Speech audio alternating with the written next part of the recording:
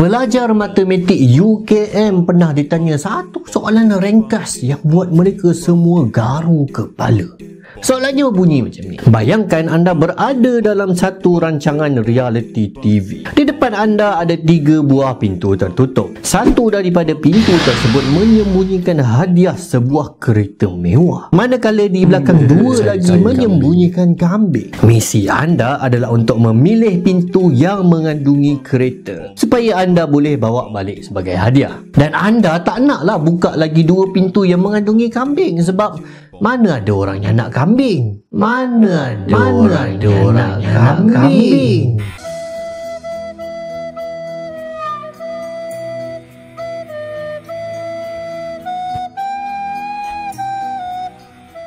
Maka anda diminta untuk memilih satu pintu. Maka anda pun pilih, katakan pintu A. Anda tak tahu apa di sebalik pintu A. Hos rancangan tersebut kemudian pergi kepada satu pintu yang bukan pilihan anda. Dia buka pintu tersebut dan ternyata di dalamnya adalah seekor kambing. Maka sekarang anda tahu bahawa pintu B mengandungi kambing. Tapi anda tak tahu sama ada pintu A yang anda pilih ataupun pintu C mengandungi kambing ataupun kereta. Maka kemudian hos TV tersebut bertanya kepada anda satu soalan cepu mas. Anda nak ubah tak pintu yang anda pilih? Jadi inilah soalan yang ditanya kepada mahasiswa matematik UKM dalam dewan ni. Sama ada mereka nak kekal dengan pilihan pintu pertama mereka ataupun mereka nak ubah kepada pintu satu lagi. Dan majoriti besar daripada mereka salah sebab jawapan yang mereka pilih adalah untuk tak ubah pintu. Jawapan yang sebenarnya adalah anda kena ubah pintu untuk tingkatkan kebarangkalian menang kereta. Tapi kenapa?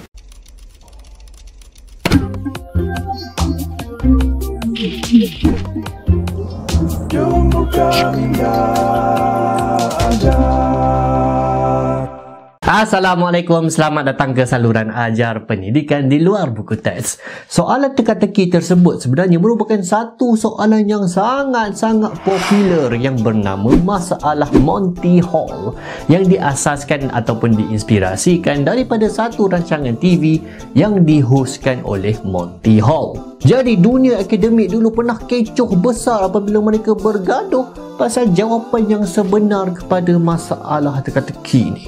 Seorang ahli statistik mengatakan bahawa anda memang kena tukar pintu untuk tingkatkan kebarangkalian untuk menang. Tapi kemudian puluhan ribu orang menghantar surat kepada majalah tersebut mengatakan bahawa jawapan ahli statistik tersebut salah. Dan puluhan ribu orang yang menghantar surat membantah jawapan tersebut bukan calang-calang. 1000 orang adalah pemilik PhD dan ahli akademik yang memang cerdik-cerdik belaka.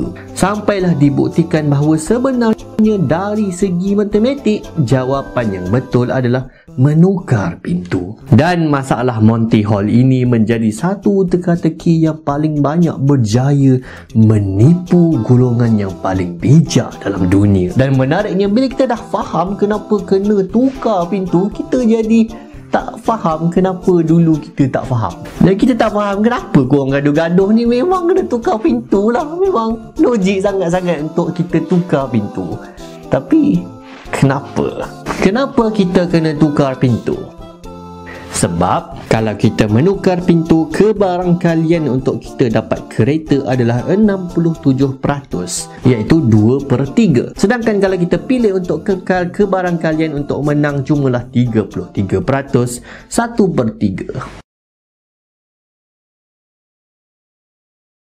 Dia bukan 50-50. Bukan. Jadi macam mana cara kita nak buktikan?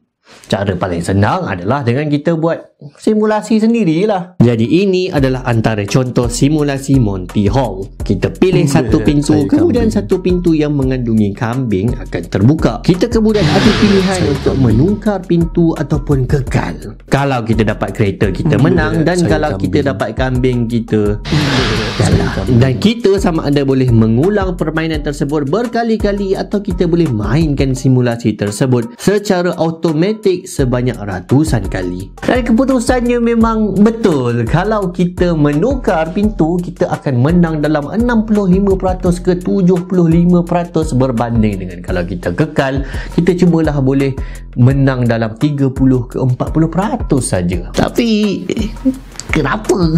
Cara lain untuk kita faham adalah dengan kita bahagikan permainan ini kepada beberapa situasi. Jadi kita andaikan bahawa pintu tersebut disusun mengikut urutan A, B dan C, dan kereta tersebut sememangnya disembunyikan di belakang pintu A. Jadi kita bahagikan situasi kepada 3. Situasi pertama, pada pilihan pertama kita pilih pintu A. Kemudian host memilih pintu B yang mengandungi kambing. Jadi kalau kita kekal dengan pintu A, maka kita akan dapat ganjaran kereta mewah. Kalau kita ubah, kita kalah. Jadi dalam situasi ni, kalau kita ubah, kita kalah. Tapi dalam situasi yang kedua, katakan kita pilih pintu B, kemudian host pasti akan memilih pintu C yang mengandungi kambing, kerana pintu itu saja yang tak mengandungi kereta di belakangnya. Jika kita kekal dengan pilihan kita iaitu B, maka kita kalah.